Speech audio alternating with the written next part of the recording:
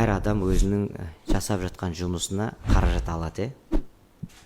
Сол алып жатқан қаражатын келіп сіздерге бір айдың аяғында түсіп жатқан зарплаталарыңыз ғой, былай қарағанда айлықтарыңыз. Сол айлықты сен осы айда қайда жаратасың деген сияқты сұрақ қойса, ол сіздің жеке өміріңізді.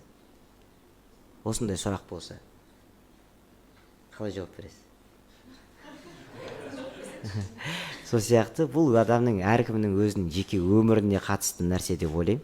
Ол мемлекет тарапынан беріліп жатқан нәрсе, ол менің өзімнің отбасыма беріліп жатқан, менің істеп жатқан іс-әрекетіме, жұмысыма, төккен теріме, жеткен жетістігімді бағалап беріліп жатқан нәрсе деп ойлаймын. Сондықтан да бұл мен қайда жаратам, қалай жаратам, не істеп жаратам, ол нәрсе менің өзім жеке өмірімнің қатысты нәрсесі деп ойлаймын. Сондықтан да ол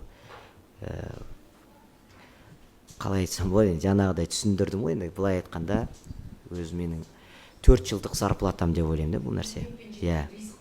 Еңбекпен жеткен нәрсе. Әр адам өзі зарплата жалақысын алу үшін еңбек етеді. Сол сияқты әр адам өз жалақысын өзі біледі, қайда жаратқысы келсе де. Сондықтан да мен ойлаймын, ол жекелей сұрақты қоюдың қажеті мүлдем керек